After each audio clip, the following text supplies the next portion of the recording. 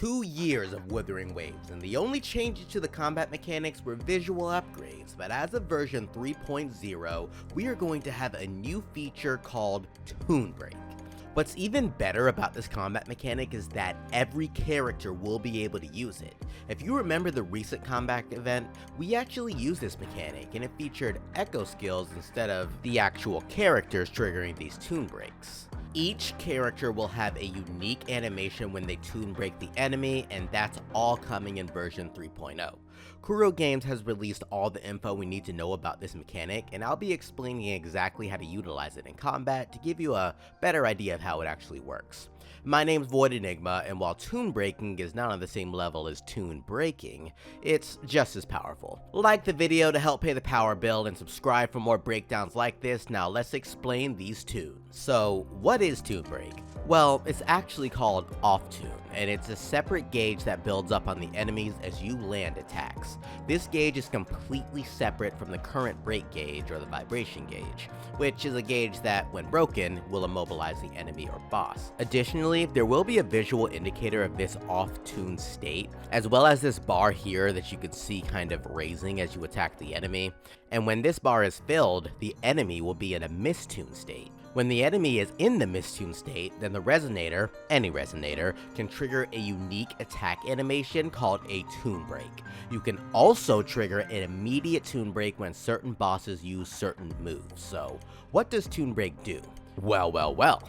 It deals additional damage, reduces vibration strength, and it can interrupt the attack pattern of certain bosses, so it can really save your ass in a tough boss fight. When you toon break a boss or an enemy, it resets their off-toon level, so you can't spam this ability. There is also a cooldown to how fast you can actually trigger another toon break. So in other words, you have a way of triggering a finishing blow on an enemy. If you played a game like Sekiro, it's like when you break their poise, kind of, and trigger a finishing blow. It's a way to speed up vibration strength, do some decent damage, and interrupt the boss attacks. Nice stuff. And since every character can use it, it's just a new fun mechanic to abuse. Where things get different though is with the shifting effects, which certain resonators can inflict.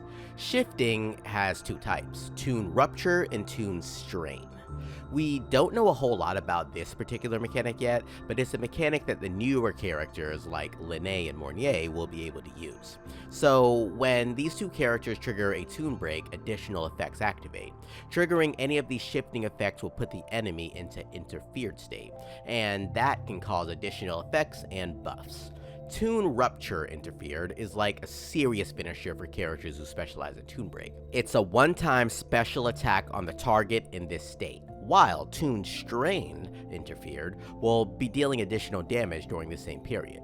These effects cannot stack and must be activated independently, but you can change which of these effects activate in the character menu for the newer characters that come out. So far, it's just Linné and Mornier, but I'm sure that more of the La Heroic characters will come out, and they'll have these special toon break effects. So there are many concerns about toon break and how it can shape the meta. Like, if you add ways to deal significant damages to bosses and interrupt their movesets, wouldn't that mechanic be a bit too broken for the bosses that we currently have, and would the current bosses need to be made harder to compensate? Now that's a major concern, because we want the Wuwa battle mechanics to stay at least the same. We want the same fast fights and not slugfest with bosses that have way too much HP.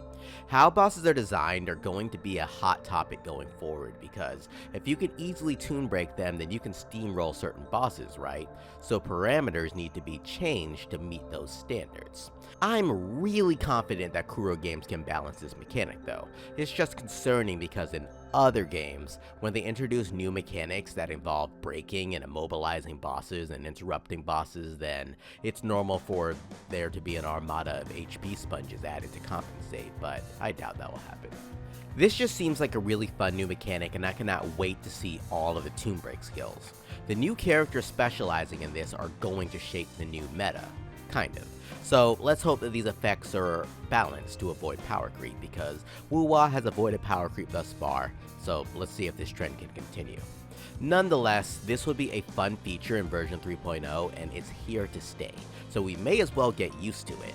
Tune your fingers and let's break these mistuned tacit discords. What are your thoughts on the new mechanic? Do you love it, like it, or do you think it should have been worked out a little better? On your way out, I'd appreciate a like on the video and subscribe for more breakdowns like this. This has been VoidEnigma